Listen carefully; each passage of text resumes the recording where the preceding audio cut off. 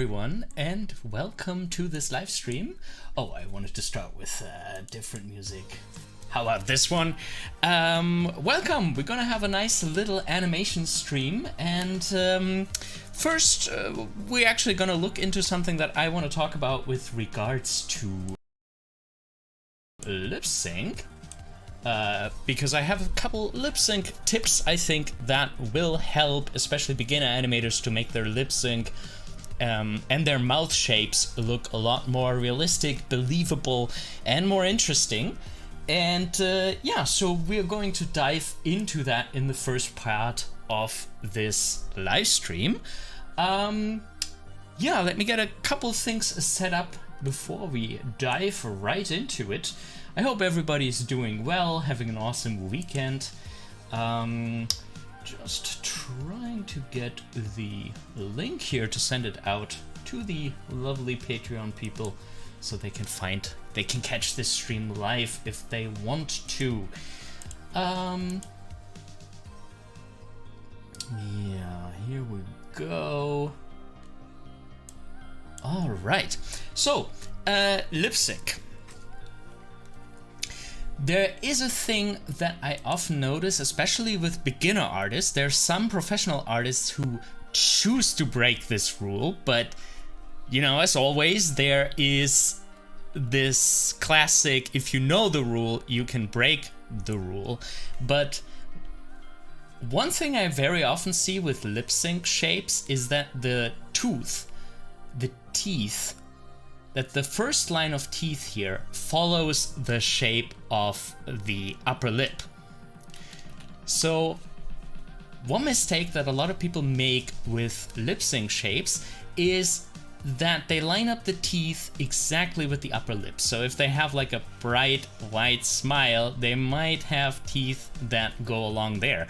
And if they have a mouth shape like this, they might still have the teeth like this. And another thing that we often see is no matter how tall the mouth shape is, sometimes you have a mouth going on like this. Sometimes you have a mouth small like this. Sometimes you have a mouth going to a very tall mouth shape like this, and they always have the teeth at the top. But this is not how it classically is. So let's have a look at what we can do to improve this. One thing that can really help to make mouth shapes a lot more interesting is to draw out your face, and then when you animate the mouth shapes along it, imagine that the teeth are just sitting under there, very solid. Like, no matter if you have a wide shape like this or a small shape like this, the teeth stay at the same height. Especially the upper teeth actually always stay at the same height at the top. The teeth that do change are the bottom teeth. So for the bottom teeth, we kind of have the upper teeth in like a row like this. And if you think about like a hinge right here, this is what happens with the lower teeth. If they open, they go down like this. They are connected here at a hinge. So as you draw your mouth shapes and your lip sync, you kind of have like the mouth covering things up, getting larger and wider, but that top row stays very solid with the skull, and the bottom row hinges open. So in very far open mouth shapes, you can look into the bottom row of teeth. So if you have like somebody yelling, it's not like you have a row of teeth up here and then a row of teeth here at the bottom, unless that is a style that you're going for. But realistically, you probably have a row of top teeth that are kind of solid, and then you have a row of bottom teeth that you have a row of bottom teeth that you almost look on top when you look into the mouth. So just with that, you can make mouth shapes that look a lot better. Maybe this was not that good of an example. Let's do that again. So let's do that on an actual face. So let's say we have this character with very little features yelling and opening his mouth very wide. You have this top row that's very solid, and then you have a bottom row that you look on top of. And this is almost like a little bit of a style mismatch because everything is so simple, and then we have this realistic style.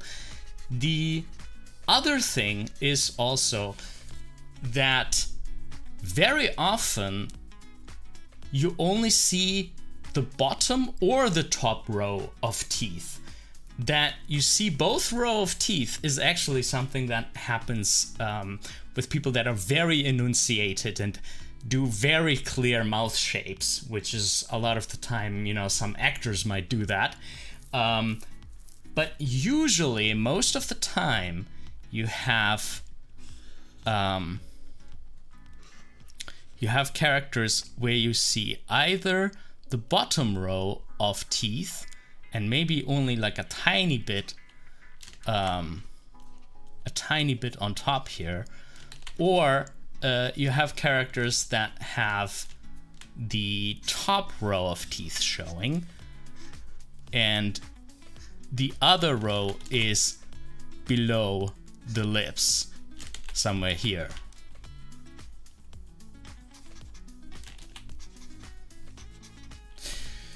Yeah, so those are, I think, some very important things to know about mouth shapes.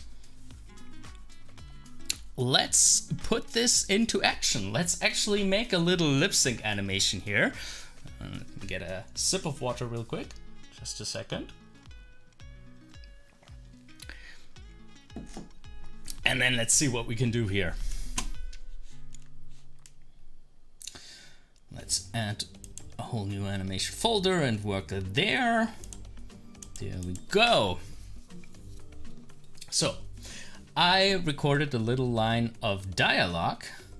Let's have a look at that one right now. Here it is. And let's see, let's analyze. Hello, my friends. Okay, I delivered this a little creepily because I did want to make a frontal view where we can really see what's happening. Usually if you act, you know, you have something going on with your head. Like if you have a line like, hello, my friends, you would probably have a head going up, head going down. Hello, my friends. Like something like that, that stresses the words and goes along with the words. But yeah, I wanted to really look at the mechanics here and how the lips fold over the teeth and stuff like that, because I really want to show this to you. Because I think it can make mouth shapes so much better. So let's go back to that reference. So here, hello, my friends. Okay, one thing I do whenever I analyze footage is I'm going to look at where the main poses are. The main poses that are interesting to us. And in this case, we are looking for the main shapes, the main lip sync shapes. And the way how lip sync is often taught is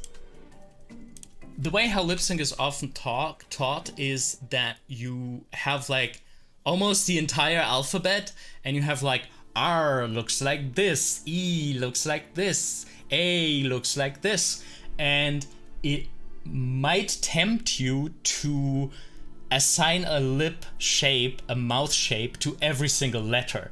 Like you could go like hello, like really, you know, make sure the H has a shape, the E has a shape, the L has a shape, the O has a shape. And then you get this like really exaggerated, over enunciated lip sync if you really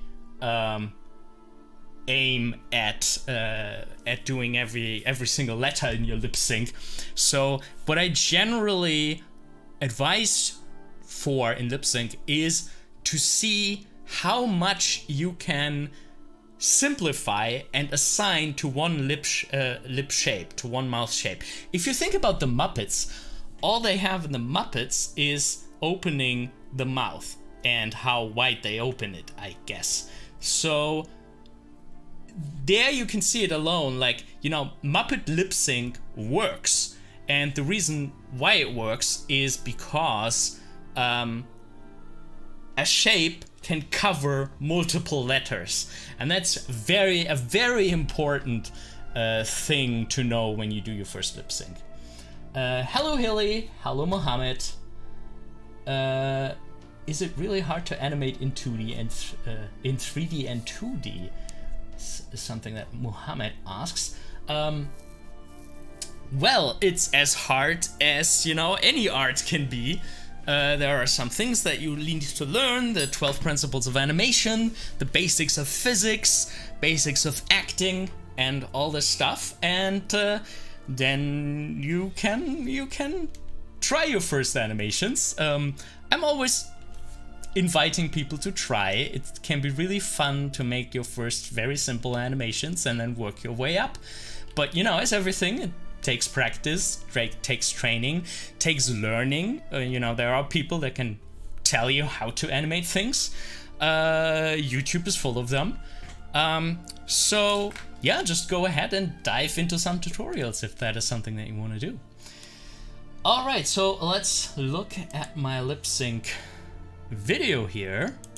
Hello, my friends. And see what shapes we have. Okay, so we start with a closed mouth. So that could be my first shape. A little asymmetric, that's nice. So this is one. Let's hold this till we have the new, and then we have the second shape here. And you can see if we compare this with the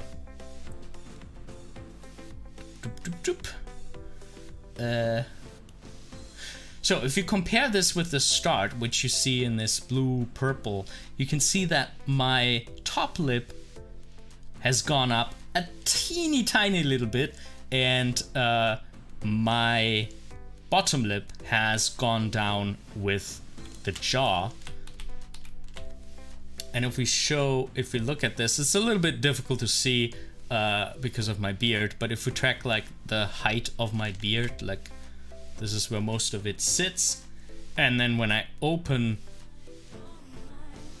the mouth, this is what happens. The entire jaw gets dropped down, but the upper teeth row stays stationary. So if you would look at this from the side, you know, we would have like the skull, and you have like the skull hinging open like this, and you know, this is the point that gets dropped down, and this top part stays kind of stationary unless, you know, you move your shoulders, you move your neck, and your chest and everything, then the entire skull would move.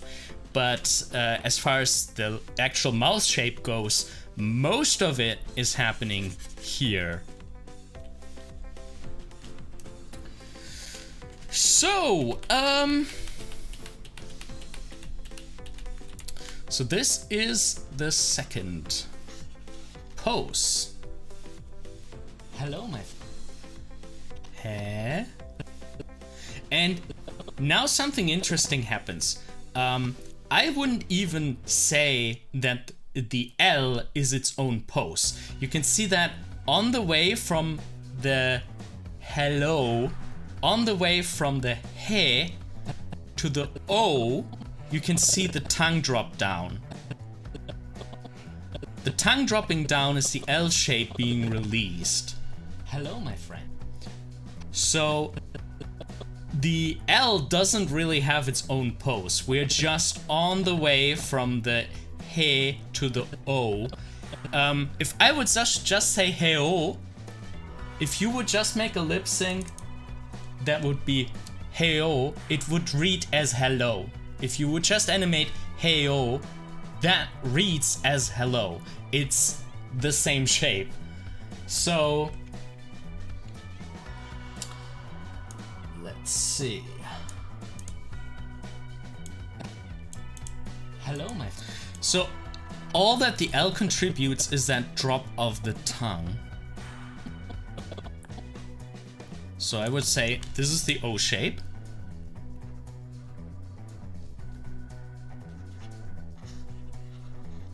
And then we have the M for my friend. And the M is a very interesting letter. So the thing with M, F, V, B, and P, I think that's all of them. There are a couple shapes where you have to close your mouth to make the sound. And one of those shapes is for the M, your lips have to be closed.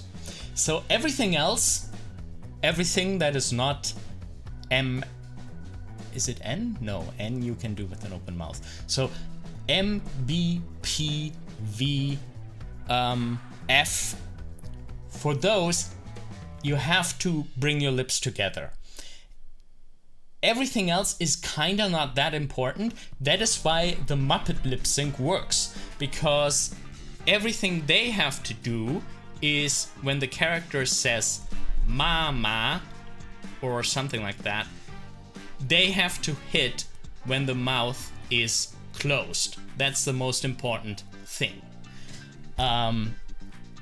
You know, you can do an I just said thing with my hand, and for thing you can open your mouth. You can make a very wide, like thing, you can make a very wide shape, or you can open your mouth almost as if you would say an A, and you can still say thing.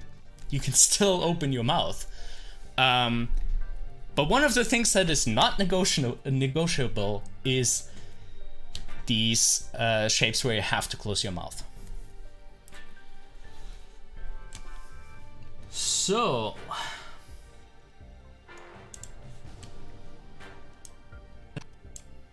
hello, my friend. Like the my could be said in a couple of different ways. Like you could do really big, you could really say my, you could open your mouth a lot, you can almost treat it like an E. It doesn't really make that much of a difference. But here we have the next one, friend. For friend, we once again need to close the mouth. And if you want to have a distinguishing shape, then it could be, you know, the teeth getting on top of the upper lip to really make this sharp airflow. And then for friend, we basically have two shapes. We have the very open one. That is the extreme of the mouth being very open. And then for friends, for the S, we're moving the lips together so the teeth touch. That gives you that nice sharp S sound. And then after a while we close the mouth again. So it's not that many if you think about how, like, yeah, it didn't count them, but Oh no, it did. It's 10 mouth shapes for hello, my friends. Hello, my friends. And that alone is pretty decent. Like, if you had like you know, a show like South Park or something like that, you could pass this as the lip sync for it. Hello, my friends. Because we hit it at just the right moment. Hello, my friends. You are hearing the lip sync, right? Not that I'm talking about a bunch of stuff here and you can't even hear the lip sync.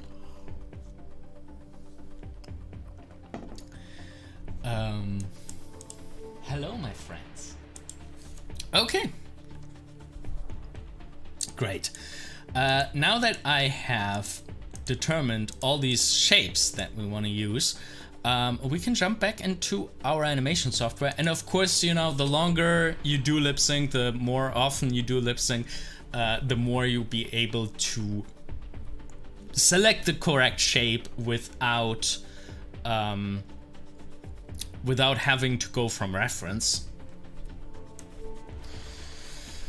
So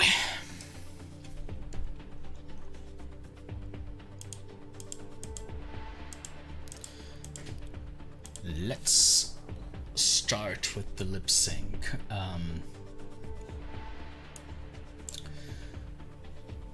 So I should have the audio here too.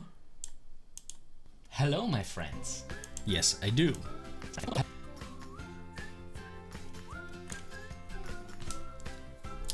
So let's take our little generic dude and paint him here.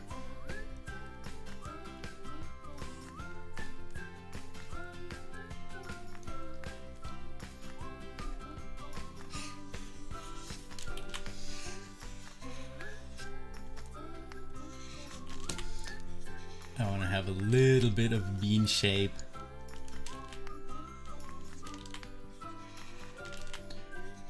And a 3/4 perspective.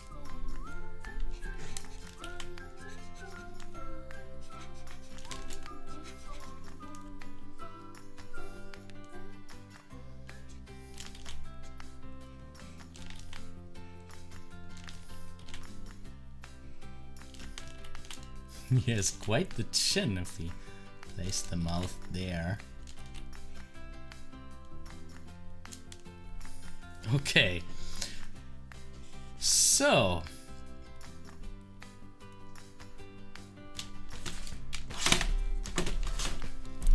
I should probably get my keyboard a little bit closer.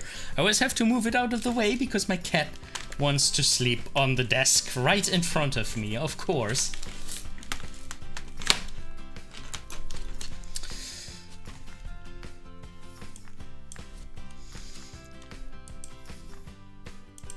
Hello.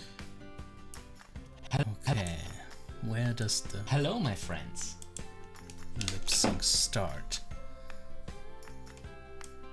Why do I no longer hear it? What's going on here? Friends.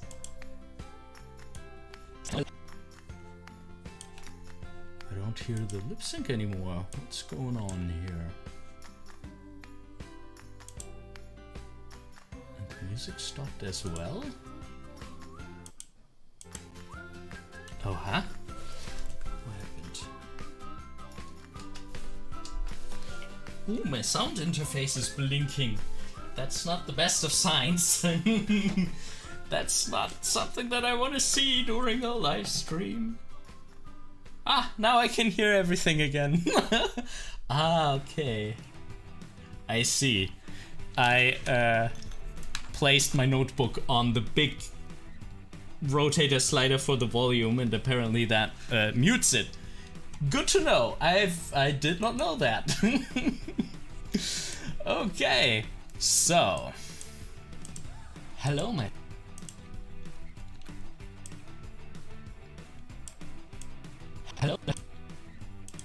hello, my friend.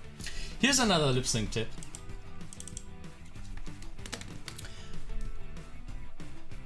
So another big lip sync mistake is that we animate too close to the sound coming out.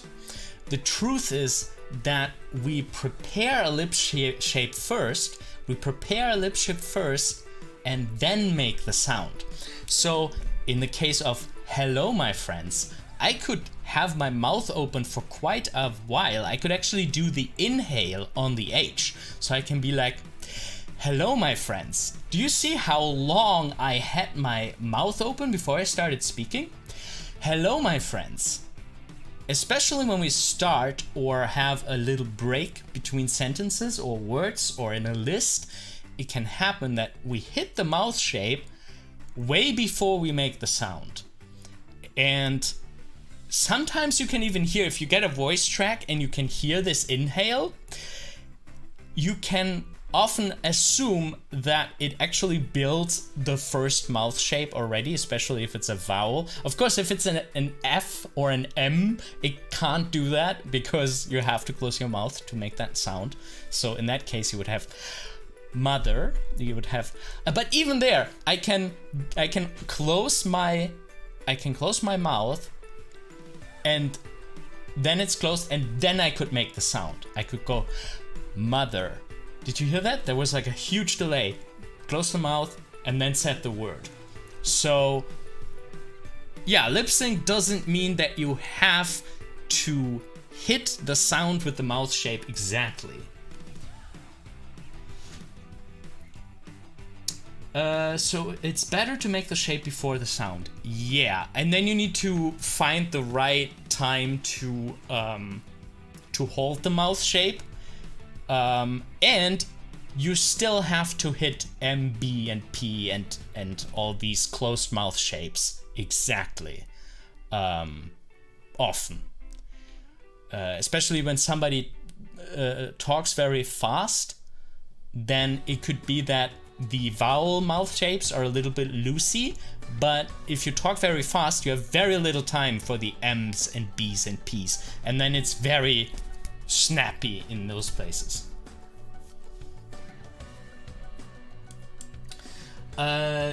Jim P Animation asks, do you know why the 11-second club shut down? I don't know much more than anybody else could know.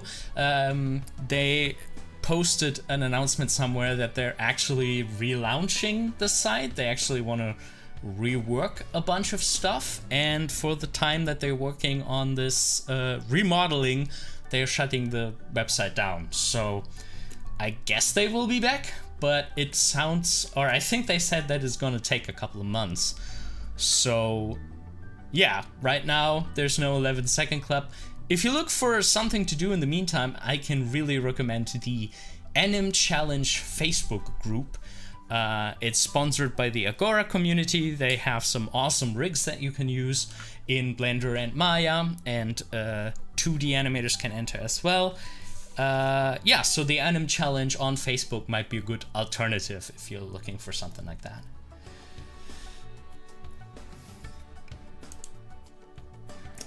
There's a warm welcome from Egypt, warm welcome from Germany. To come back to this point about making the shape before the sounds, there's even this trick where you would animate exactly on the waveform. You would have your mouth shapes correspond exactly with the waveforms you see on the timeline, and when you're done animating, you shift everything 2 frames forward, or 2 frames before. You know, when you have everything animated, all the mouth shapes, you take it and you shift it 2 frames earlier. So you have this effect that a mouth shape comes first, prepares the shape, and then the sound comes out. That's like a trick that is also done in some television animation. If you got the feeling that something isn't quite right about the lip sync, it's worth testing if it looks better if the sound is actually later than the mouth shapes.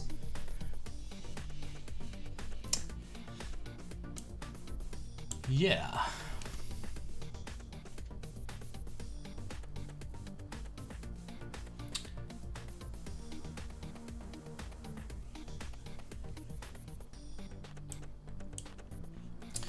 Yeah, 2 frames, but apparently sometimes more when they're breathing in. Well, I mean, generally, if you go to that like feature film level animation, then it's probably not the best trick to use. It's probably better to like look at a case-by-case basis how much earlier it actually is, because I said F is probably not going to be much earlier.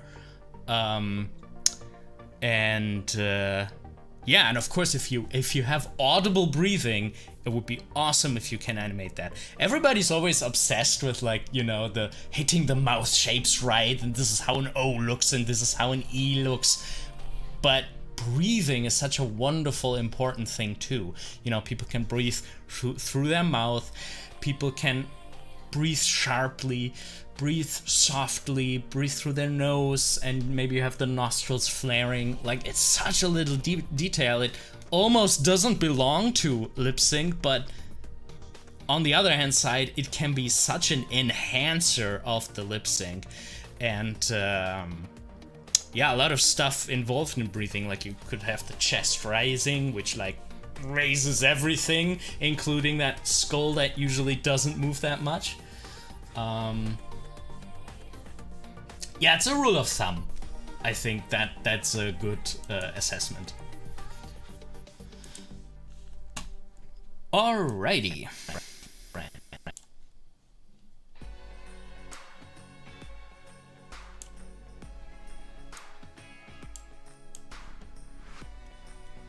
Hello. Hello, my friend.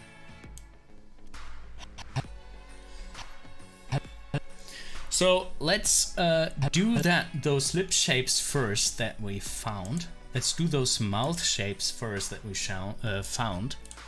We had the hair.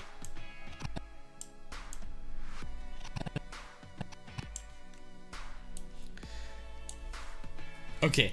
So, you know what? We're gonna do something that might look a little bit creepy. We're gonna draw the row of teeth in another layer. Just because I think it can be so important to see that. And that might look a little bit odd and creepy.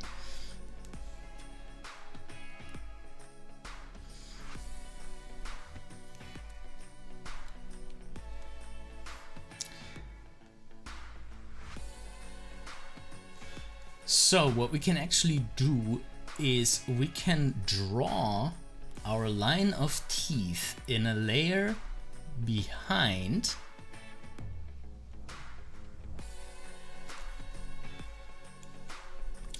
And then this can serve as our guide.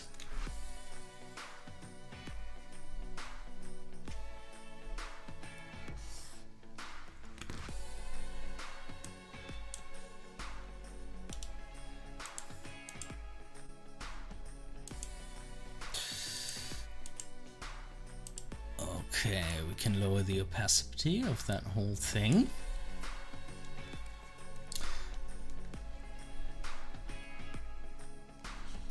Hello.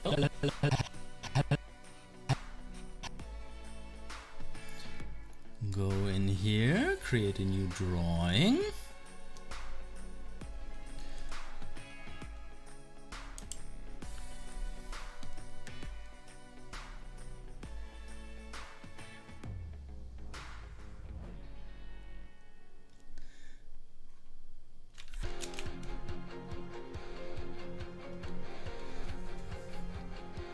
Okay, and now the other thing that is happening is that the lower row of teeth is opening towards the bottom and pushes down the entire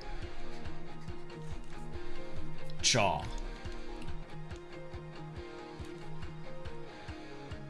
So with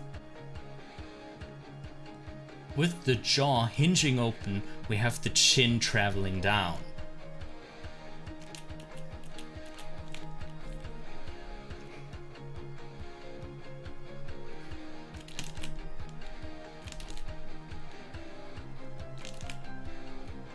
don't want to give him too much of a prominent chin here.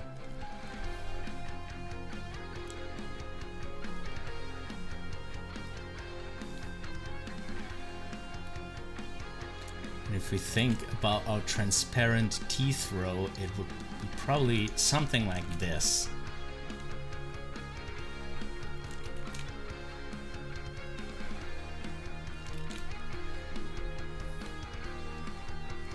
And we have the tongue coming up for the L.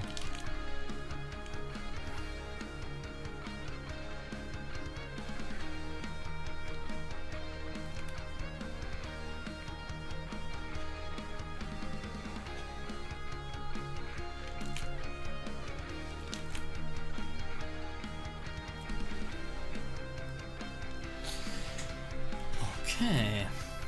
Hello, my. Hello, my. Okay, so we said before the L is on an in-between. It's on the way to the O shape, and the O shape is somewhere here.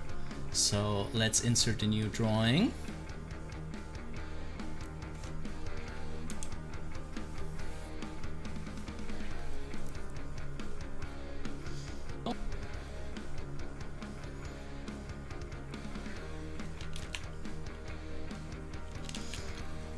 And let's have some fun with this. Let's make a really... Could do a really sideways kind of O shape. Or we go in the other direction, or we do like a very open one. I don't know, what's fun? What could we do?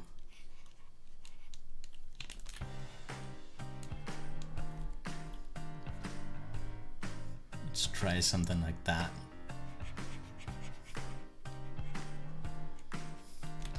And see if that is giving us something fun. Okay, so onion skin wise, I want to have a look at that previous drawing, that drawing 1.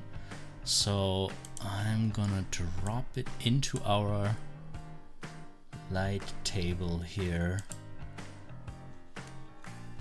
so I can see it. So it's not completely closed, obviously.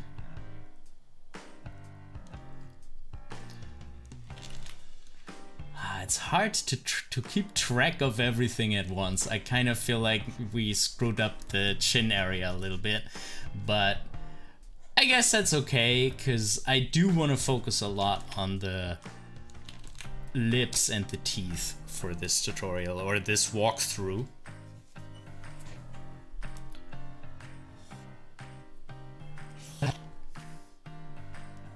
Hello, my friend. Okay. Hello, my. Hello. Maybe this could actually be a little bit later. I'm also not sure how good is Clip Studio Paint is with keeping the sync. Hello, my friend. I feel like that's better. Hello, my. Okay, and then we can actually take care of the L in between. Maybe here.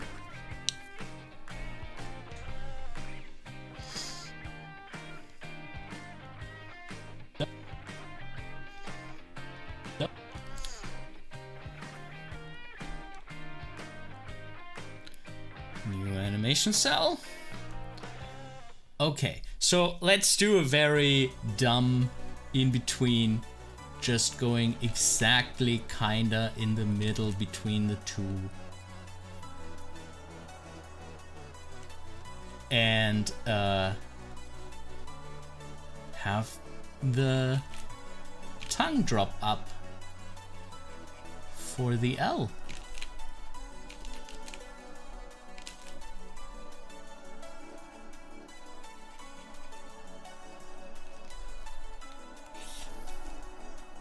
Hello, my friend. Hello, my friend. Hello, my friend. Hello, my friend. Hello.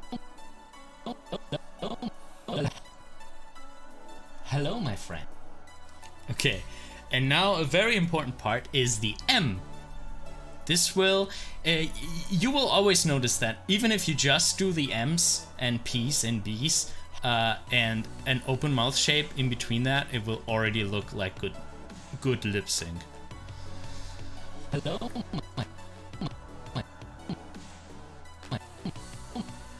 So I would say the M is here.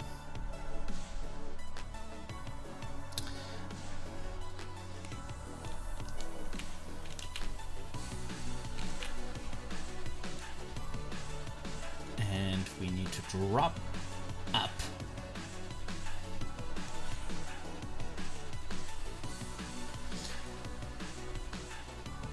And maybe it's clinching, the character is clinching the teeth together, so the chin is actually going higher than it was in the starting, because usually when we are a little bit relaxed, we do have our teeth not grinded together, so there is a little bit of room when you do like a very strong closed mouth shape.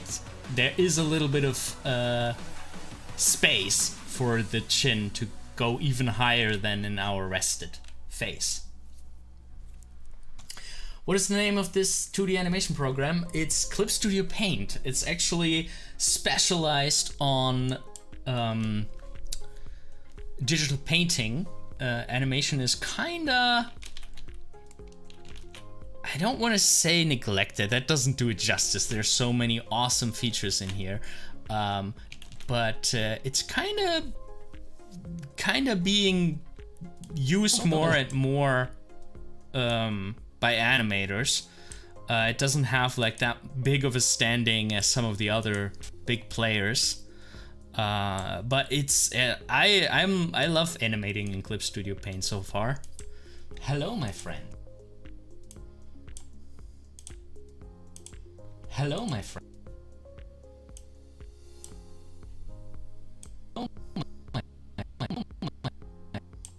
Okay, let's see how we did that in the reference.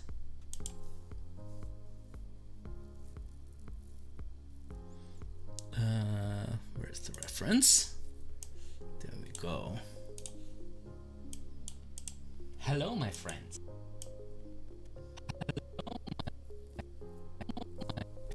Okay, in reality, the mouth doesn't go open a lot before the F, which makes sense, you know. We don't want to like make like a wide tall mouth shapes before immediately going back to a closed mouth shape.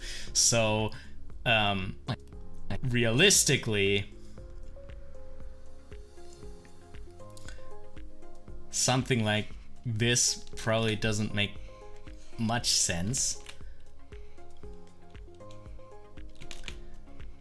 But I wanna do a decent.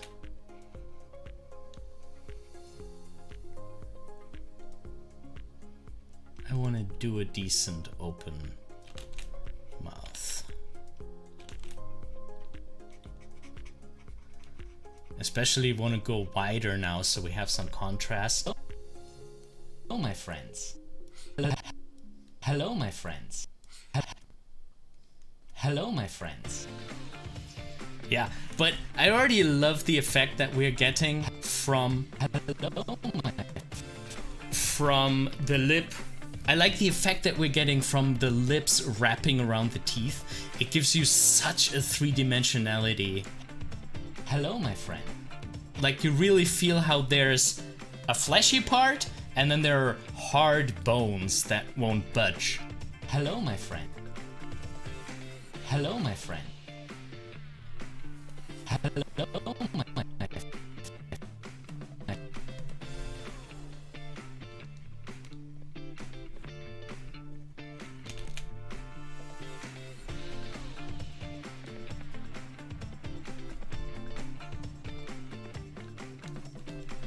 I especially like the vector brushes in Clip Studio Paint. Like, this is one of my favorite vector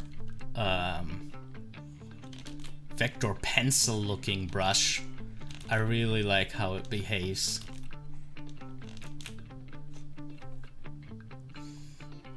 Hi there, Mary Jane.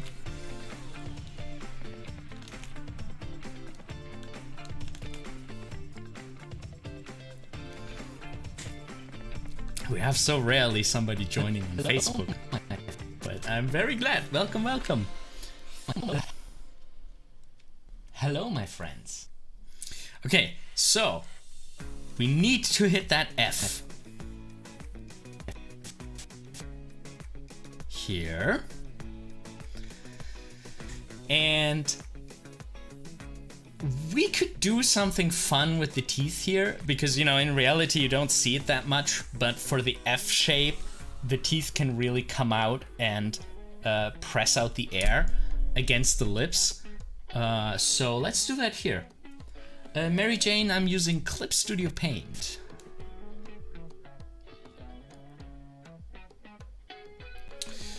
So let's make a fun F shape.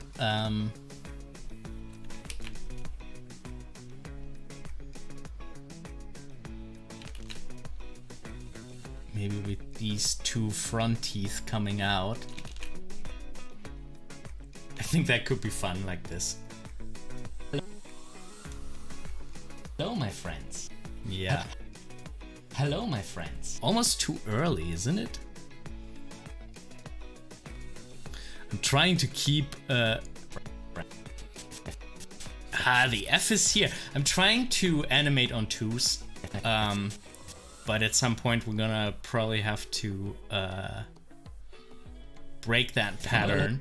Right now I'm trying to pay attention that I'm always on odd frame numbers. So far I have done that because, you know, then you can always go in between. You can do in-betweens on twos and see how that looks like. I'm a big friend of working on odd frame numbers. Hello, my friends.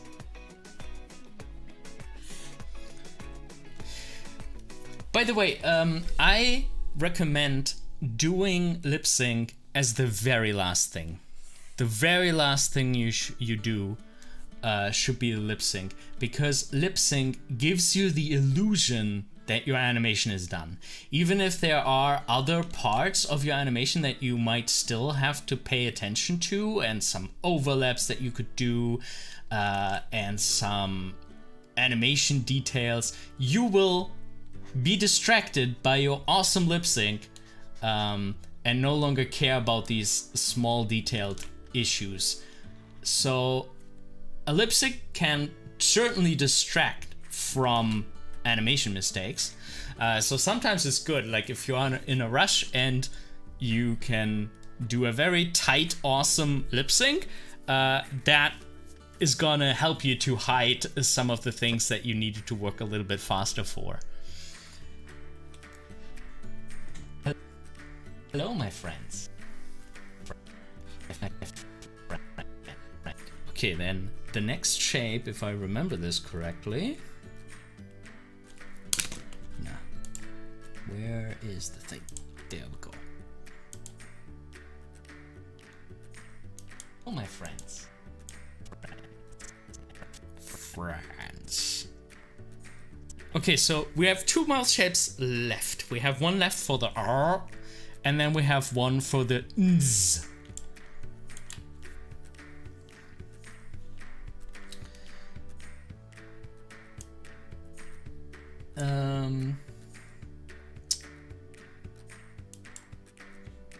Hilly said, I noticed most pencil tests and animatics never bother with mouth movements. The reason for that is mouth movements very often become a painting by numbers game.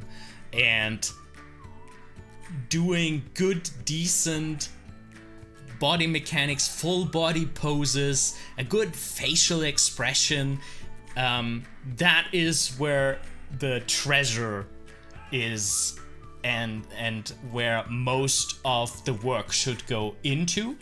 And then lip sync is sometimes done by assistants or as one of the very last steps, because that's one of the things where you don't have to think as much about every little detail. Like if you have a acting shot where the character is moving and shifting weight and hitting important words in the performance, that is all so much more important than an actual fluent lip sync, and you know, that's kind of like the last 10%, last 10-15% that an animator can throw in there. And in TV shows, lip sync is done by junior animators or by people specifically hired for lip sync. And it depends a little bit on the animators too. Like, you notice there are some Disney animatics that already have detailed lip syncs. I think like at Disney, it's probably up to the animator how early or late they want to do lip sync. And sometimes, you know, sometimes it's very important. If you have like a very emotional performance, there are probably some mouth shapes that you do want to already tie down because they help carry the emotional performance.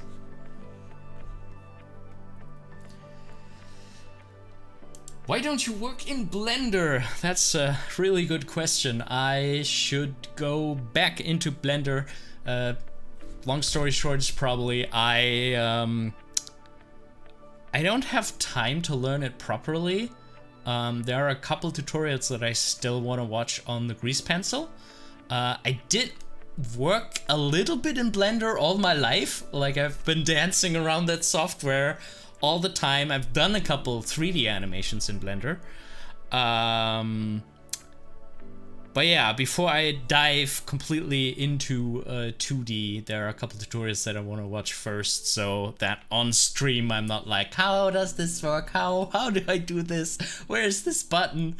And I mean, I'm kind of doing that with Clip Studio Paint right now, so I don't know. But yeah, I really should dive into Blender. Like, I don't have any excuse.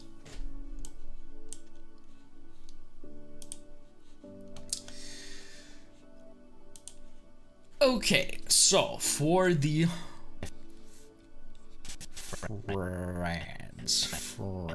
friends, we have the mouth going open a lot. New animation cell.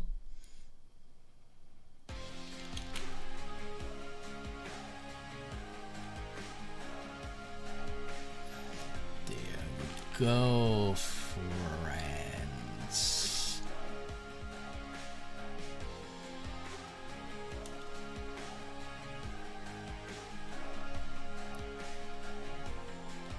I do already want to introduce the teeth here because we're gonna need them, the lower row of teeth. I don't like this shape right here, this so that's a thing that has been modern now for a while. Like, a lot of Cartoon Network shows have like this bean mouth, but how mouth shapes very often actually look is, if you look at them 3/4, they have this fold inward. You know, they're actually like this. They have a little bit of a dent there. When you look into the mouth shape from the side.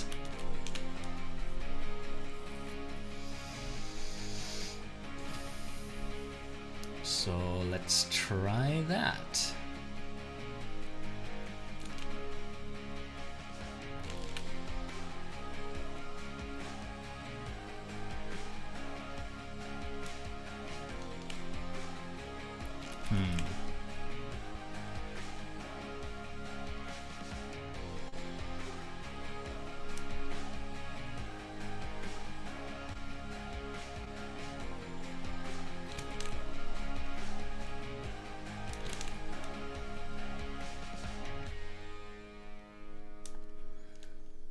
Teeth can be so weird.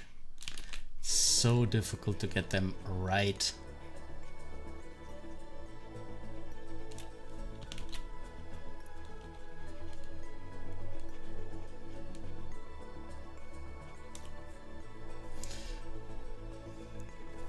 But yeah, so this will kind of be a choice if you want to have a teeth in this mouth shape.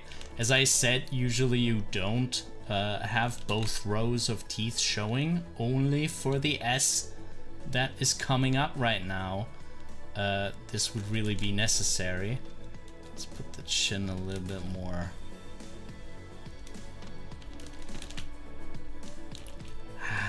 You're dipping into a little bit too realistic shapes for my taste for this little practice guy.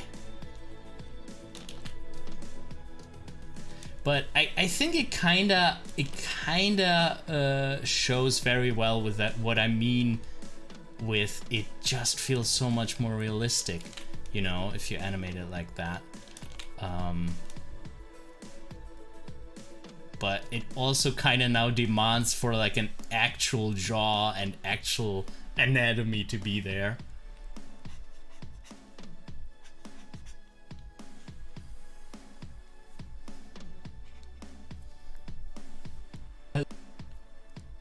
Hello, my friends. Okay. Hello, my friends. Okay, now of course we have to conclude it. It's so strange how the lip sync kind of like it looks good, it looks good, it looks good, and then if the last mouth shape doesn't hit right, it destroys like the entire lip sync. You're like, oh, something isn't right here.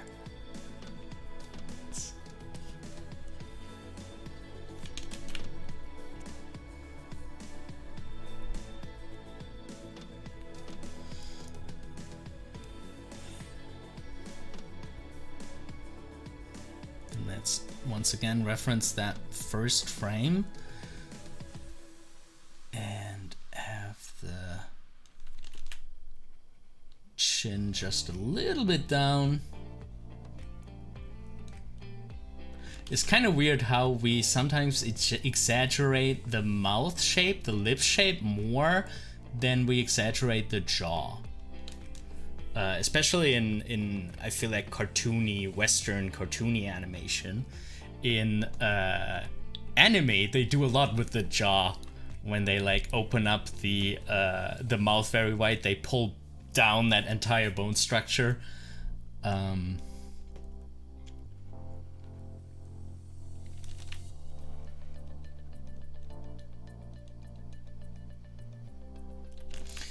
could also keep the upper lip there.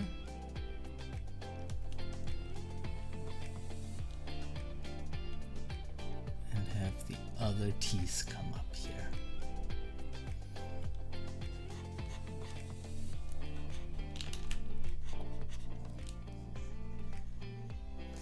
That's kinda weak, but it might be a fun shape. Let's see it in context.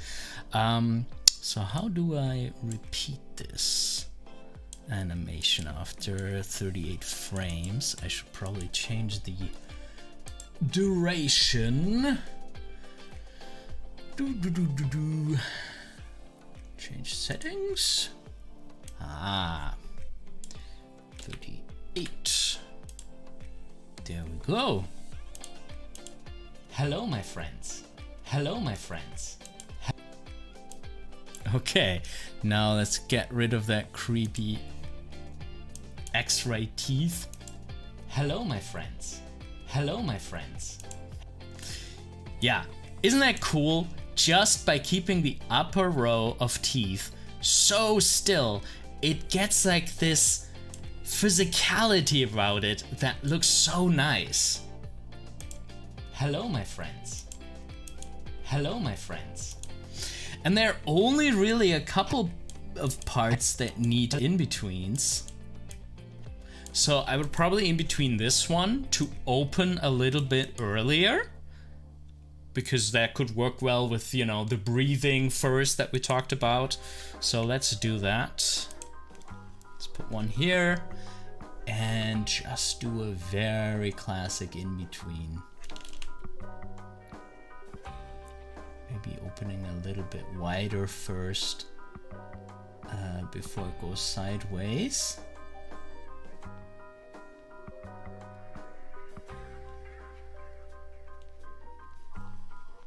That might look quite nice.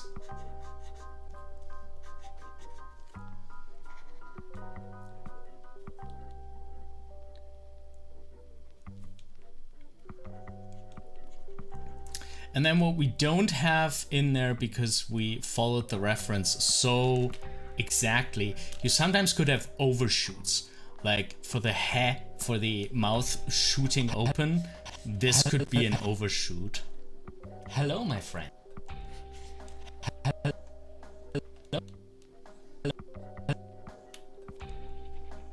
Hello, my friend. Okay. And one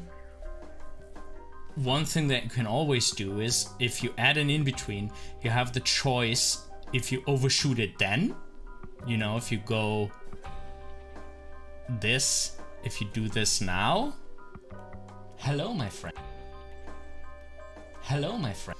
Or if you already go in the direction of the next mouth shape.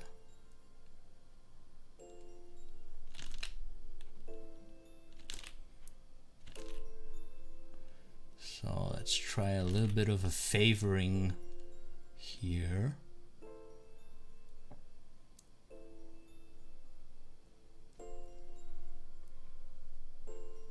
We could have the tongue going up.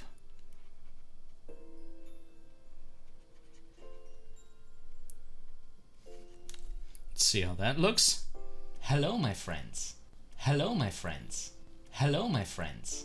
Hello, my friends. Hello, my friends. Hello.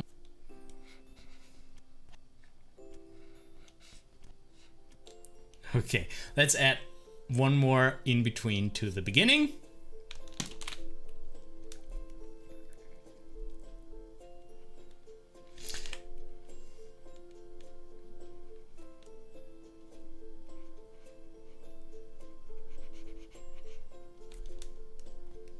Hello, my friends. Hello, my friends. Hello, my friends. Hello, my Now we added a bunch of fluff before, and it just reads as breathing, like it doesn't hurt it at all. Hello, my friends. Hello, my friends. Hello, my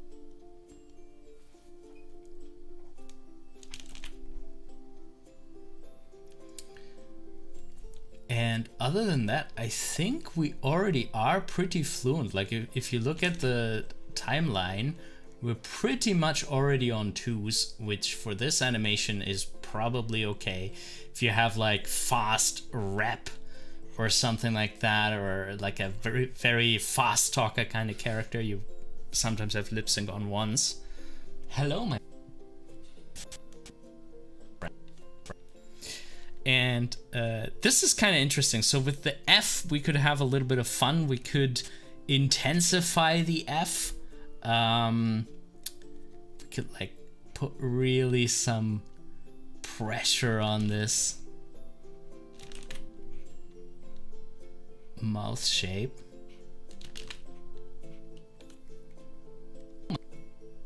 My friends. Oh, I like that. That gives like a very nice snap here. So to keep the snap, we could have the release here be very gradual, like just barely opening the mouth. Let's see how that looks. My friends. Hello, my friends. Hello, my friends. Hello, my friends. Yeah, I like that. I like how it has like a breathy H at the beginning, and then we have this snap open. Another way to do the snap open is to actually overshoot it like this. Like that is also a possibility. Friends. Hello, my friends. Hello, my friends. Hello, my friends. Hello, my friends. That's, by the way, how we could also have hit the O, like what we're doing here for this shape, to have this like huge contrast here. We didn't do that because we wanted to have the L clearly visible. Hello, my friends. So we're a bit floaty, bit flowy there, a bit soft, which is okay. I don't think it's too soft. But yeah, then we have a really snappy, like, snap open for this one. And we have a nice little overshoot which I think is really nice. We could also have like the tongue being on its way down. That happens more often, you know, after an L or something like that. But I like this, even though it's not realistic.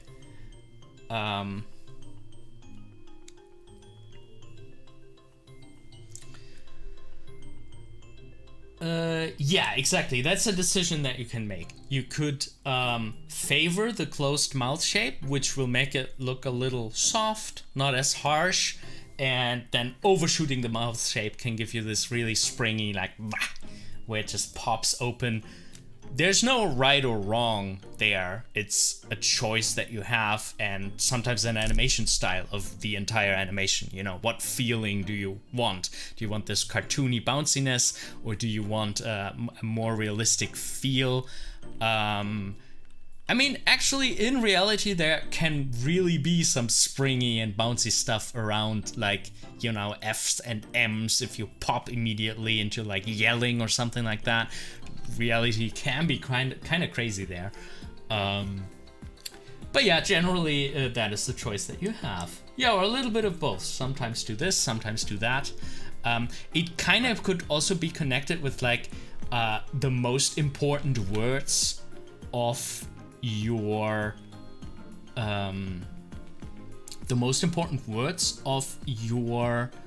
dialogue. On those really important words, you would have more springy mouth shapes because you want to pull attention to it. You want to stress the moment, and in those moments you sometimes opt for the overshoots and the big changes because you really want to emphasize a certain word.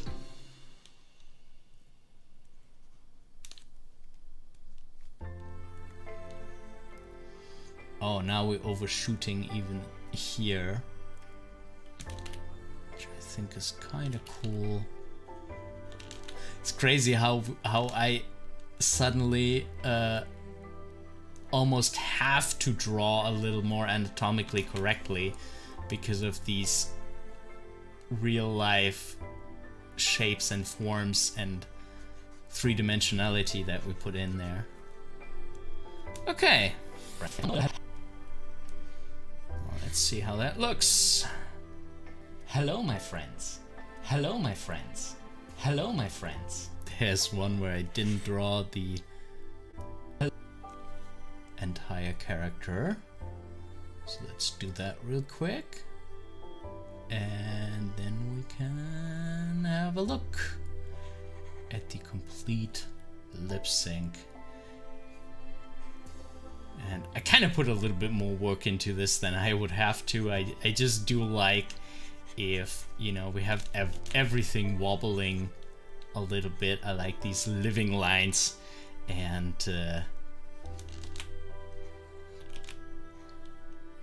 I do really want to practice my shapes a little bit more, because recently I have been relying a little bit too much on vector shapes, you know, fixing vector lines after I drew them by moving the anchor points, and I want to become more precise with my drawings again so that I can hit the lines how I want them to be.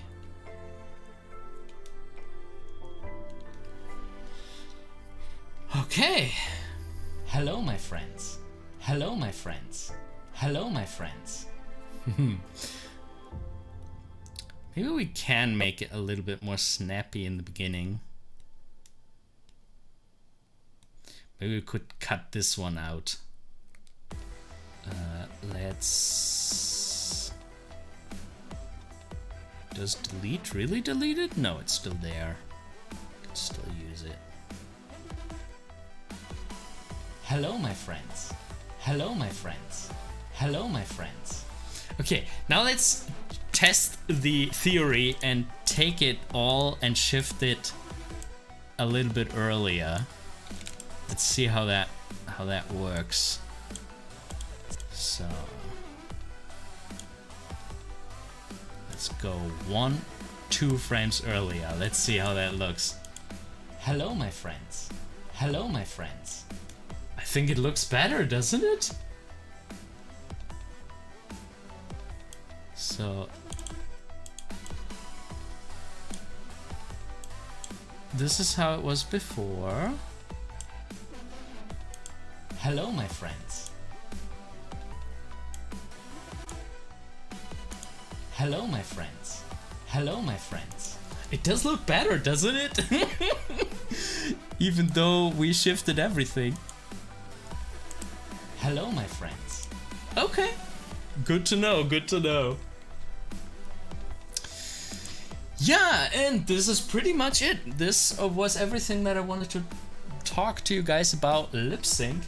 If you do like the way how I teach animation, you might want to consider supporting us on Patreon. On patreon.com/animatorisland, you can help me keep this channel alive by giving a little bit of your hard-earned money. And there is a very special something that we have over there. For anyone who wants to join in the higher tier, we have a group mentoring tier where you can join a monthly group mentoring session. It's a video call with me and the other participants, and you can present whatever you're currently working on. Could be an animation, could be just an idea for an animation or a story, a storyboard, an animatic, just an idea. And I will give you my input on how to make your animation better. I will draw over it, annotate it, animate over it. Or if you have some goals, how you want to develop your skills, I can help you to come up with a plan and some exercises to get you where you want to be. So if you're interested in that, you can find out more on animatorisland.com/group mentoring. And yeah, it's a very lovely group. We have some awesome people there working on amazing projects, and it's a lot of fun to see how everyone progresses, and it could be you. So yeah, I think what's also cool is like the monthly accountability, that you have an appointment to which you actually need to bring something new to show. I know stuff like that always helps me a lot to continue to work on things. So yeah, that is our Patreon and our group mentoring. And I'll just hang out a little bit longer and continue working on my comic, because I really want to get that inking done. I have a little comic strip that I started, and last time we already inked. Oh, let me get rid of that text on screen.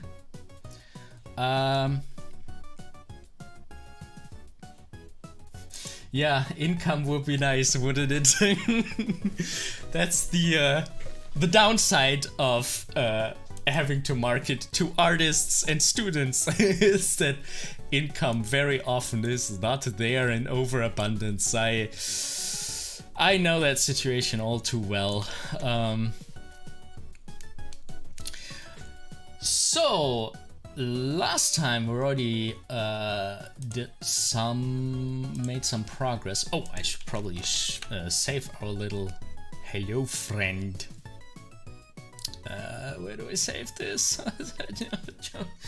Where do I save things? I have so many files. So, Animator Island. I guess in the live stream folder. Live streams. No, not new folder. I actually want to name this. Let me name it.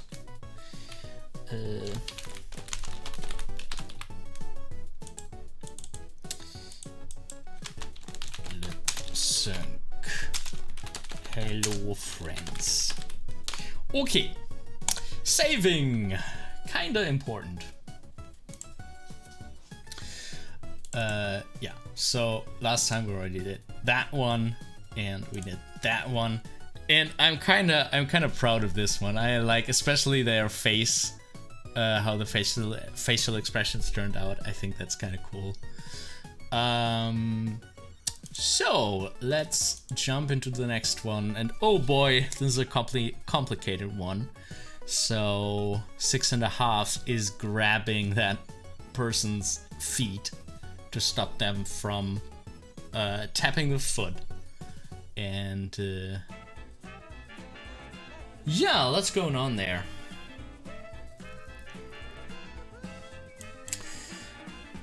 Azur asks, are you still working on the short film with the fantasy shepherd and the vegetable sheep from a few months ago? Yes, we're gonna do that.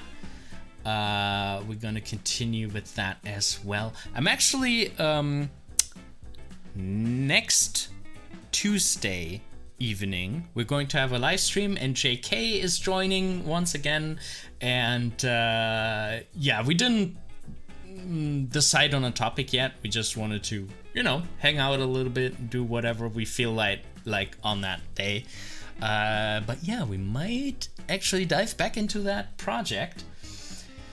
So yeah, that could happen for sure. I really want to make it, but you know how things are. Okay, so I did not name my layers. Okay, so these seem to be the scribbles, so let's put them in a folder.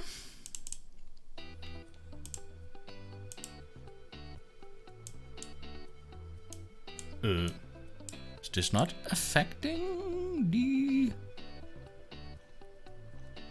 But wait, frame background. Oh, nothing is in the folder. It just created the folder. Okay. I'm so used from Photoshop that it immediately puts things into folders. No, that's what I was looking for. Alrighty. Getting rid of that one. Delete layer. And this is actually under the speech bubbles. Man, I love this speech bubble tool so much. I'm so in love with these speech bubbles. I already spent quite some time finding the speech bubble form.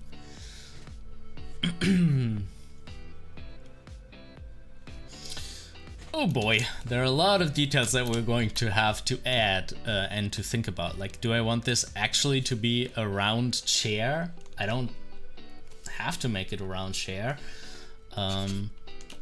So could kinda actually still go for a more three-dimensional shape here instead of just a vague circle.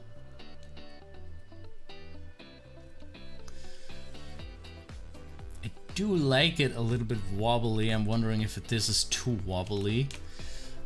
Stabilization is quite high.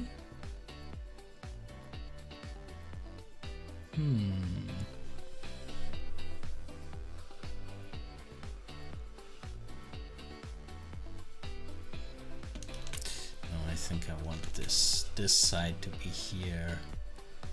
Okay.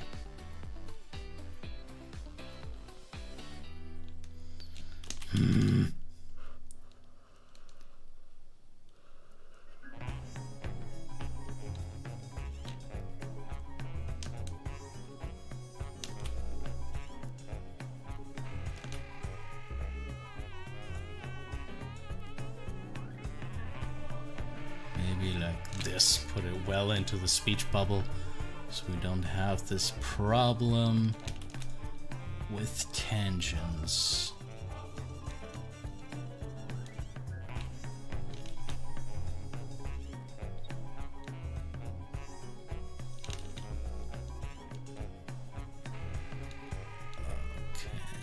No idea why I actually started with the chair, but I do feel like for the lizard guy it's a really important fixed point, you know?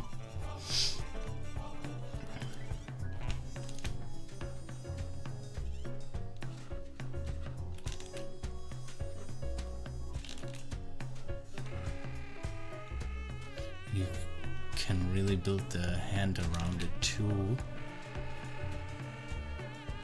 I do want it to look a little bit like, you know, like a frog-like kinda, with like these nubs at the end for the fingers. I think that could be kind of fun.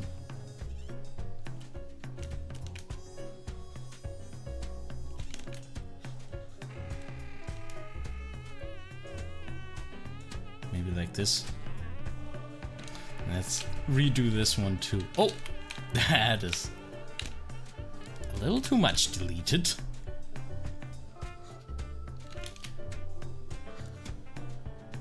Good, a little nub, kinda.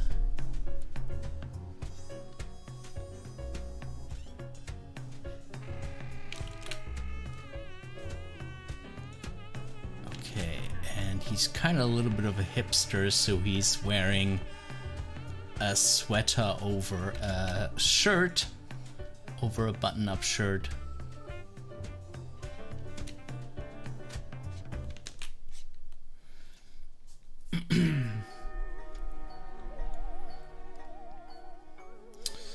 Okay, and I think I do want to change the, because there's so much white space here, I do want to change the shape of the neck.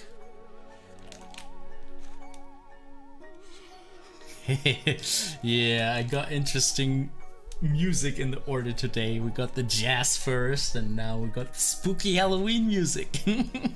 It's all music from filmstro.com. It's really a good deal for YouTubers. You pay them once. Actually, I think for most people it might be a subscription. I got a lifetime deal. But yeah, they have lots of interesting different types of music. And the cool thing is you can animate the music. Like, I didn't do that for any of these tracks.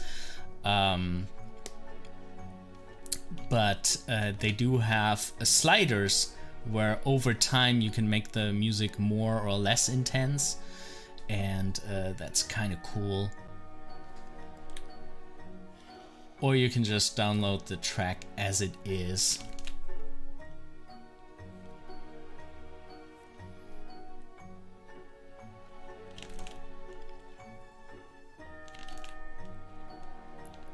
But yeah, this way you can kind of animate it to like an animation or something.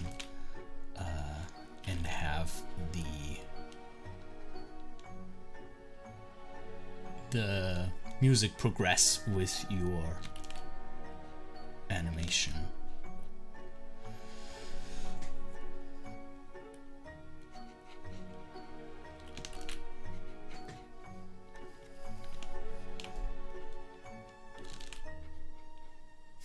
A lizard with a mustache.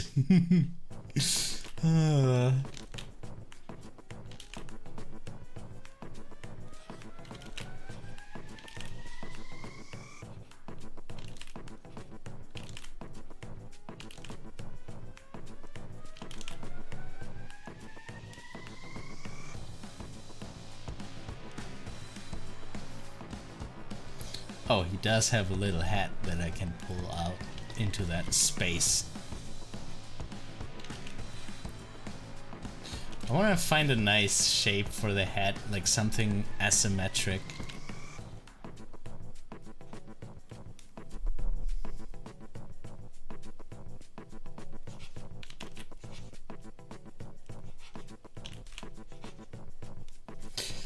Okay, I think this is turning out quite nicely. Yeah, I think I like it.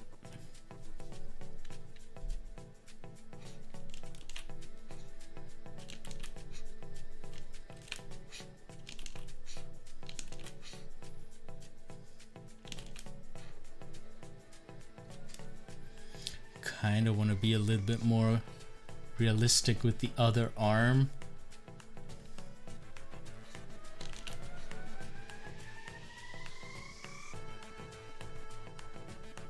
Also give him nubby arms here.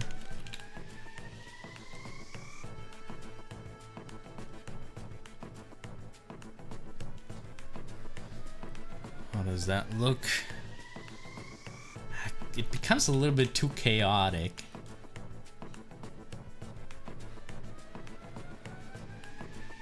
Maybe this could work.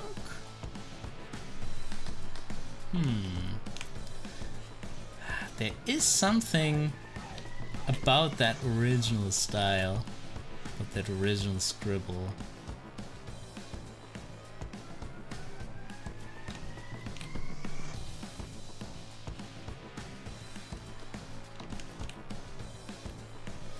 Maybe if I flip it around.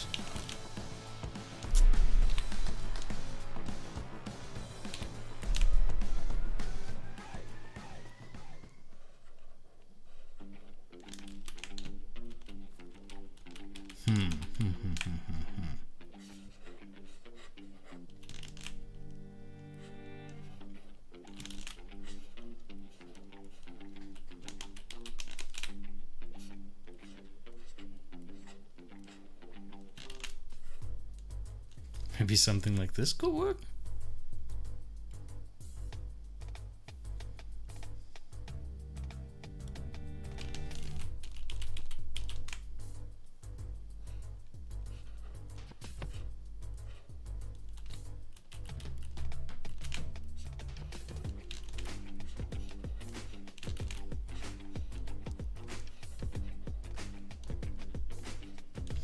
There's so much going on here.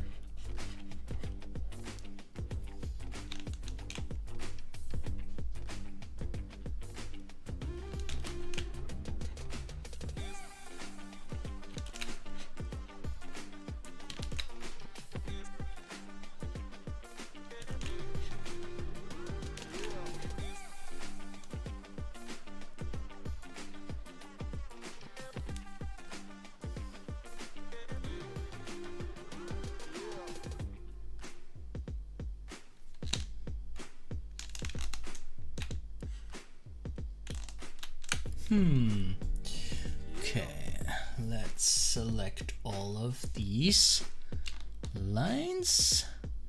Gonna do like the shape.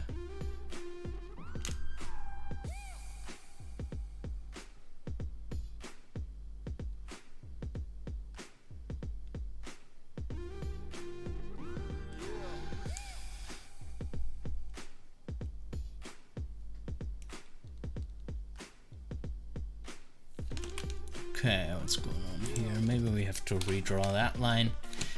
But I think I do like that hand shape now. We can work with that. And then all that is left is to do a nice little shape with the belly here. By the way, if anyone has any questions about art and animation in general, something we could talk about, feel free to just ask away.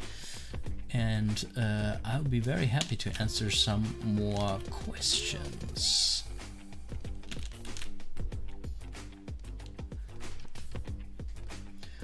Okay.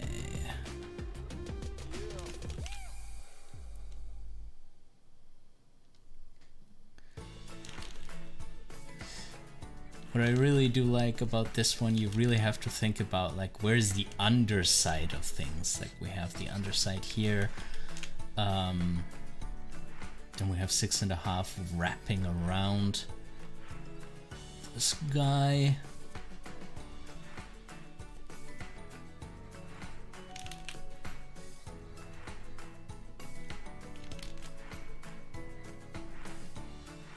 We don't even see that much of his fingers because you have the wrist come out and then you have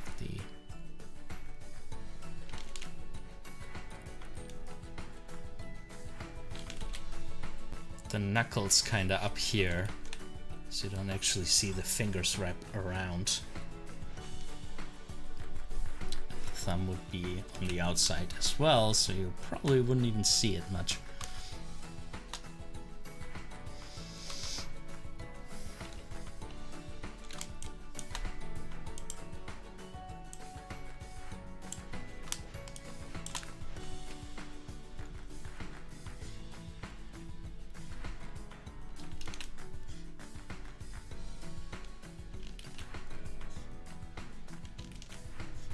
Okay, and then we have the elbow here wrapping around the legs. There we go. Sparky asks, is this a comic book project that will be a future animation? Yeah, I mean, hopefully I'm gonna get to do something with animation actually with this. It was actually planned as an animated series. I developed this during my studies, oh god, I graduated in 2015. There's been a while. Yeah, back then this was planned as an animation series, and I actually did a trailer. I showed parts of it on stream last time. And I really hope to do more with this, and to also do more with this in animated form.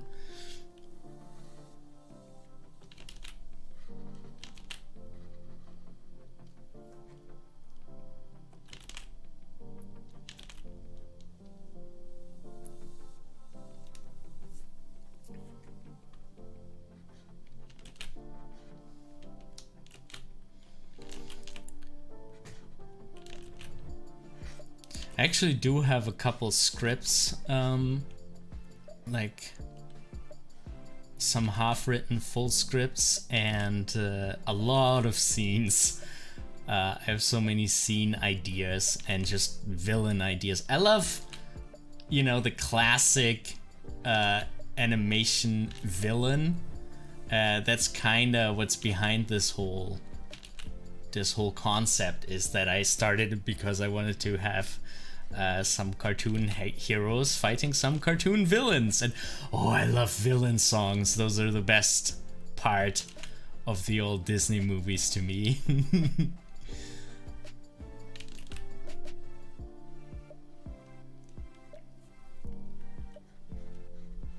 I actually, in my second year, I did a villain song, and I had an awesome musician who wrote the music for it. That was pretty cool. The mustache. Yeah, you need a well-groomed mustache.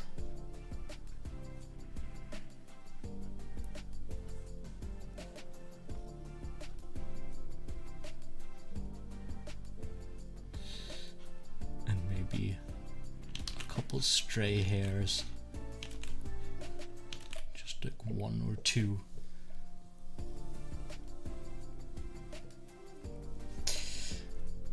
Alright, so the ears, I sometimes need a couple tries with the ears. Actually, you know, today it's going quite alright. But like, you can put so much dynamic, because it's basically a line of action. It's basically a motion line of him coming down. So I do wanna get this right. I do in the comic, I do a lot more details than I probably would in the animated version. I actually built some rigs with them that worked pretty well. So I would probably do some, I'd probably do rigged animation if I ever did this, which I did for the trailer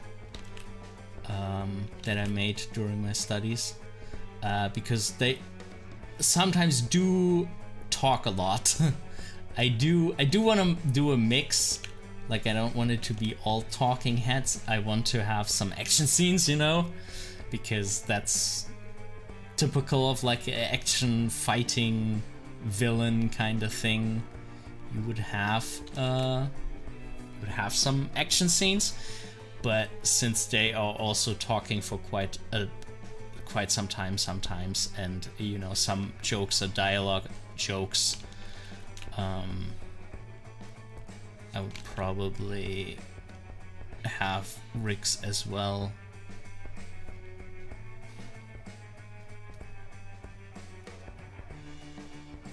And the rigs were actually pretty advanced. The rigs that I had I had a time where I was really good with Toon Boom Harmony, and now the software kinda moved on without me. I'm sure there are like a bazillion new features now.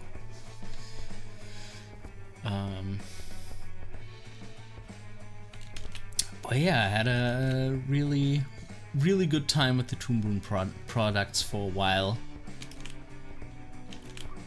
But I cannot afford them just for my private projects.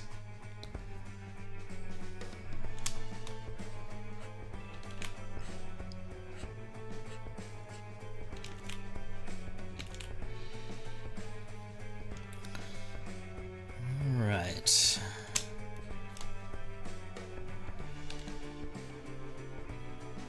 Okay, it's coming together.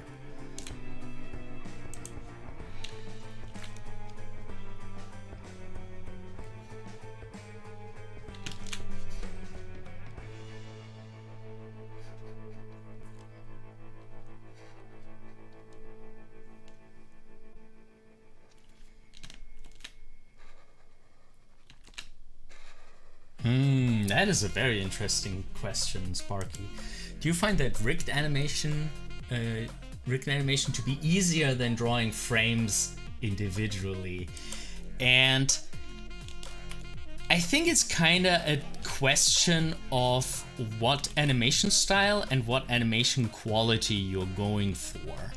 Because if your goal is to just create a lot of animation, then rigged animation can be so much easier and get you so much further, especially if your animation style is made for rigged animation. You can be so much more productive, I guess. The point where it gets really tough is if you want to have rigged animation that doesn't look like rigged animation. So if you have something like Wonder Over Yonder, really awesome Disney show, by the way. It's very unknown, unfortunately. Quite undeserved that it is such a hidden gem. Wonder Over Yonder does rigged animation so well, you kind of have to ask all the time, like, wow, was this rigged or was this actual frame by frame 2D animation? But on that quality level, I don't necessarily think that rigged animation is actually faster. What it does help with is consistency. It can help with consistency to have like a whole team of animators all animate in the same style or something like that. But even that can be, you know, needs a lot of communication and can be kind of tricky. And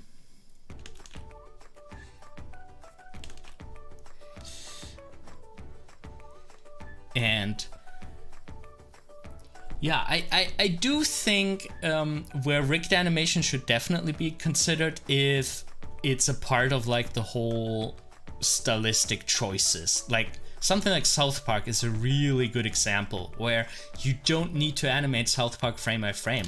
Like, why? The important thing in South Park is the satire, is the dialogue. So using rigs for that just makes so much sense.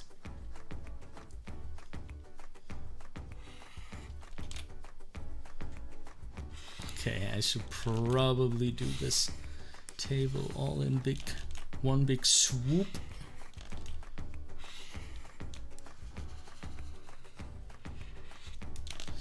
Oh boy.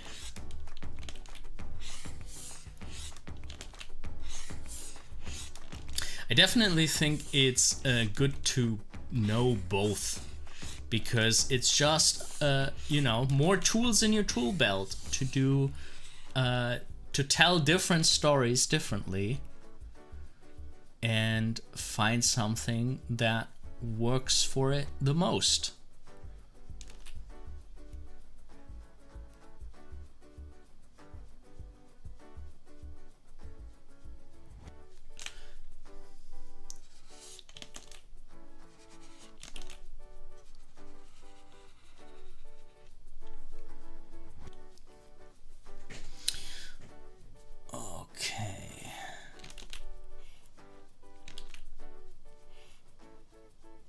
Let's actually check how it looks without the...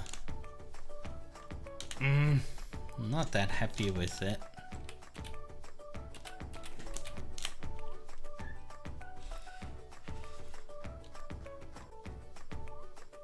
Is that better? Just a little bit of a... Or does it need a lot?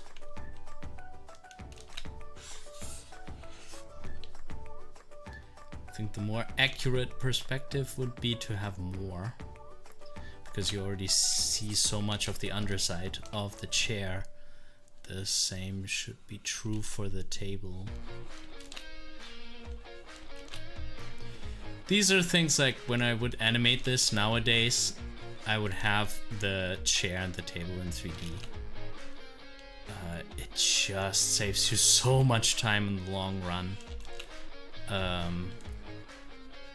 Like, imagine we would have to animate the chair and the table frame by frame.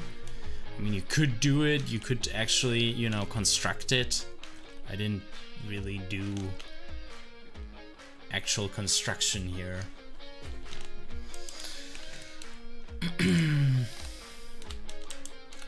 Oh, let's use the actual selection tool.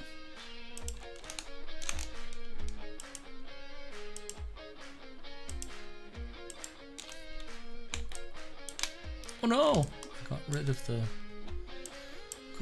selection. So fragile.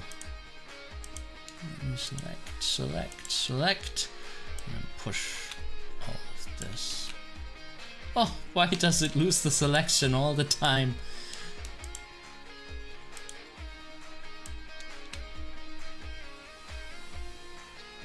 Can I shear? No, but I can rotate. Okay.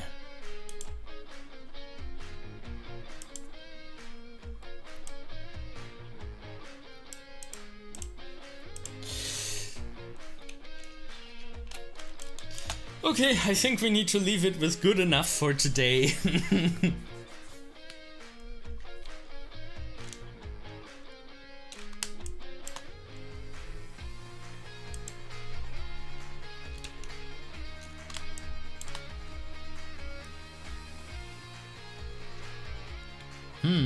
Now we actually do see only a little bit of Sherlock Watson, our wise guy super agent.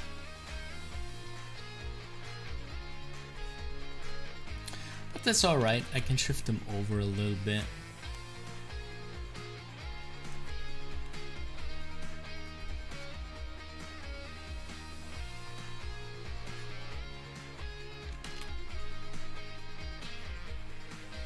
I like his eyes.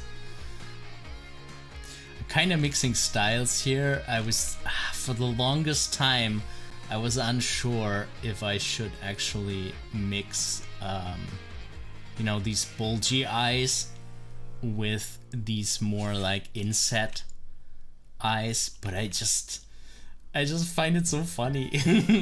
I like them.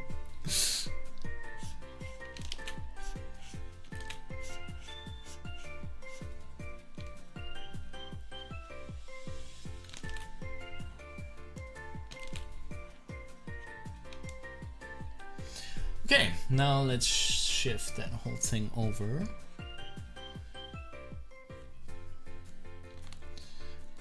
Can I draw a selection?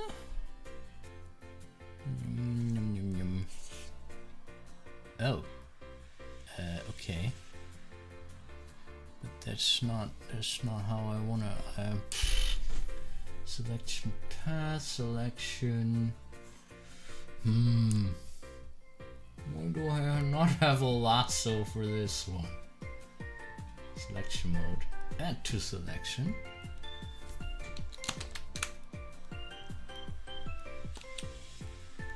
Uh-oh.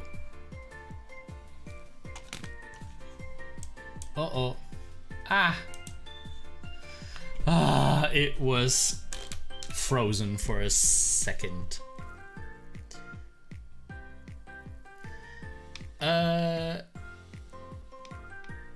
Sparky asked, this is a vector drawing. No, asking as it does not have any variable line width. It actually does have variable line width, like if you look at the hair here. But yeah, indeed, I chose a line like I think minimum, and like it only goes down to like 50% of the 10 pixel width that we have here, but it does have a little bit of it, yeah. And it's a vector line, but I have to say the vector tools in Clip Studio Paint still confuse me. So I'm kind of wishing for a lasso tool here that allows me to select vector strokes. But maybe I'm overlooking something. Section mode. Are there any more? Anti-aliasing correction. No. Is there a lasso for the object selection?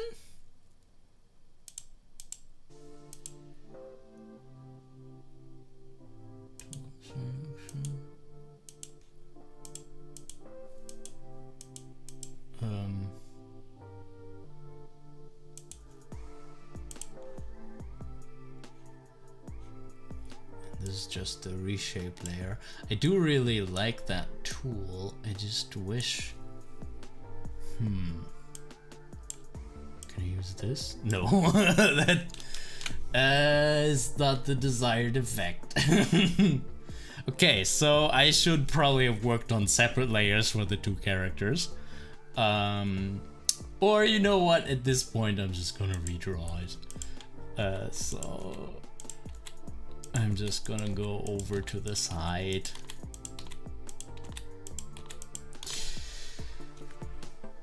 And make a new layer, just in case we actually... You know what? We redraw him on the same spot. Oh, let's use this. Let's actually redraw him on the same spot-ish.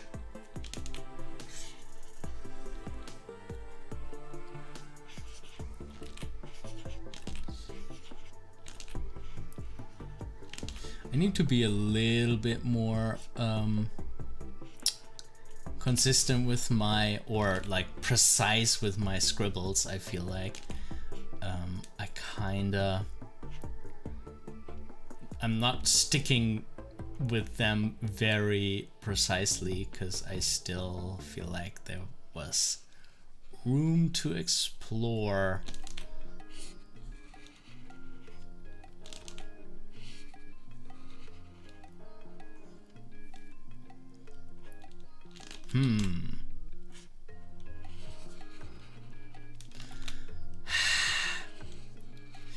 The beak and the ears. they need to be just right.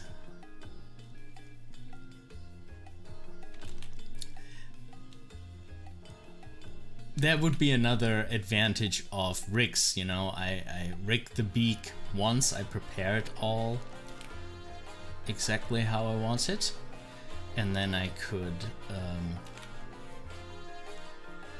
just reuse those beak shapes.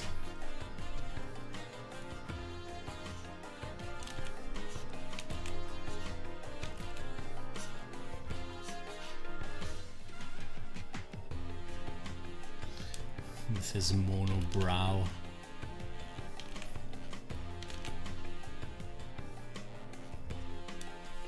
Okay, and now, because everything is on one layer, I can just put it a little bit more out of the way.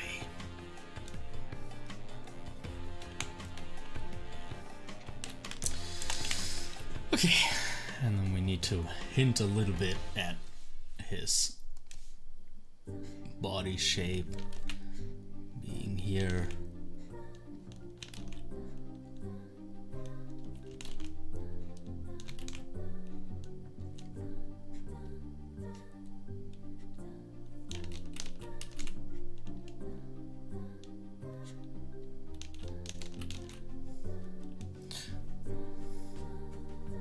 Okay, don't want to make this more complicated than it has to be. I do want to draw the pots though on the coffee table because I feel like they help sell the location. And they add a little bit more chaos that I think is quite nice.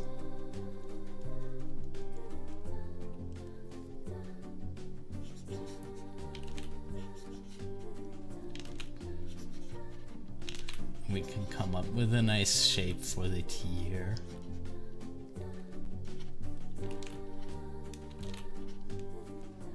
I think that's nice.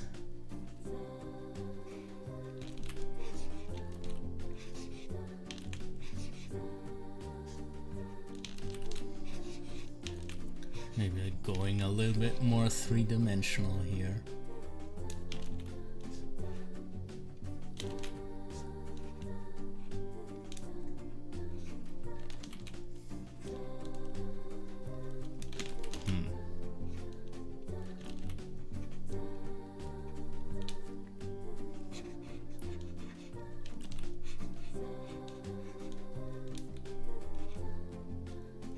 Okay.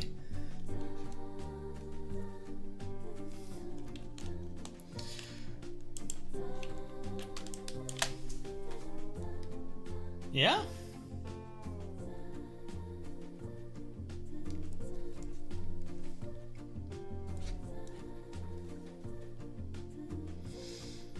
And then maybe we hint at some other tables in the background. Getting smaller towards the horizon. All right, then let's clean up some lines here.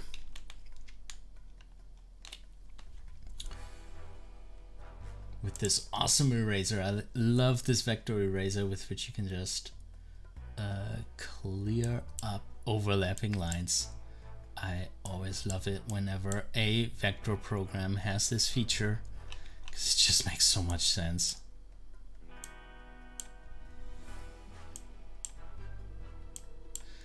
And it can make things so much easier as you don't have to be so precise when you draw it. Ah, it doesn't quite work here. Making red. Can get rid of this one. Ah. Okay, I actually have to clean it out manually, but like this can go, this can go, this can go, this can go.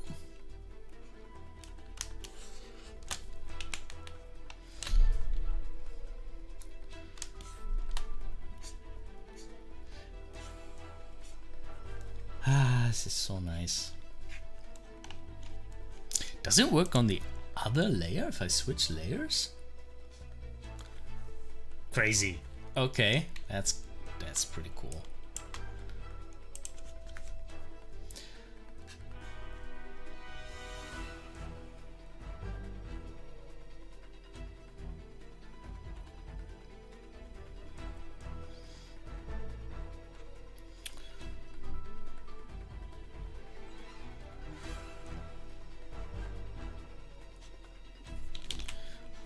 Okay. This is actually one of the music that I could imagine using in the, like if I ever do an episode or like a scene. I I love the soundtrack of The Incredibles. So cool. It's big band, jazzy kind of feeling.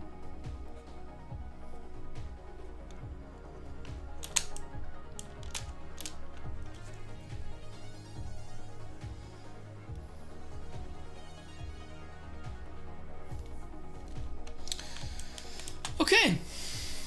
And with that, we're pretty much done-ish. There are probably a couple lines to erase that I overlooked, but I think it does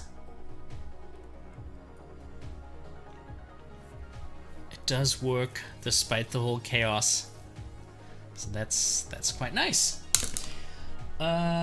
Yeah, let me know if you have any last questions. There's one more from Sparky, but yeah, if anyone else has something, we can probably talk about this, and then we're gonna wrap it up. Sparky asks, do you find Clip Studio Paint useful for other things like background art or compositing? So like actual animation compositing, I don't think you can do in Clip Studio Paint. I mean, I would be surprised, because I haven't spotted any features in that direction yet. My go-to compositing software is After Effects. I kind of do want to shift to Fusion, want to have a look at it, or Blender could also be worth a look. Background art is probably one of the traditional strengths of Clip Studio Paint. I've seen people do amazing work, both with the vector brushes and with the bitmap brushes. I am not that good of a background painter, so I don't have any experience with Clip Studio Paint and backgrounds, but what I've seen looks pretty amazing. And you know, there's like watercolor brush tools and color mixing tools and stuff that seem to yield some pretty impressive results. Yeah. So, and with that, there are not any more questions as far as I can see. Then I would say thank you all so very much for watching today. Just a last little note: if you want to support me, you can do that on patreon.com/animatorisland. There also is the group mentoring that you can join there over at Patreon. It's one of the higher tiers that allows you to join live calls where I will help you with your animation, tell you what to improve and how to make things better. And there are lots of other friendly people there in that group. So yeah, it's always a lot of fun. We learn a lot and we push the boundaries of our skills. So if that sounds interesting to you, please check out animatorisland.com/group mentoring. And of course, your support is highly appreciated. All right. Then I would say that's it for tonight. Good recommendation. Krita is also really nice for digital painting. Yeah, certainly. Definitely want to check out because it has a very powerful brush engine and is free, which is also very nice. Okay, thank you all so very much for watching. Really appreciate it, and I'm always looking forward to the next live stream, and of which the next will be on Tuesday, hopefully, if none of us is sick or, you know, anything big jumps in between there. But yeah, we plan to stream on Tuesday evening as well. Keep on animating, keep on working on your own dream projects, make your own storytelling dreams come true, because if you don't do it, who else can get those wonderful ideas out of your head? Hope to see you again soon. Bye bye.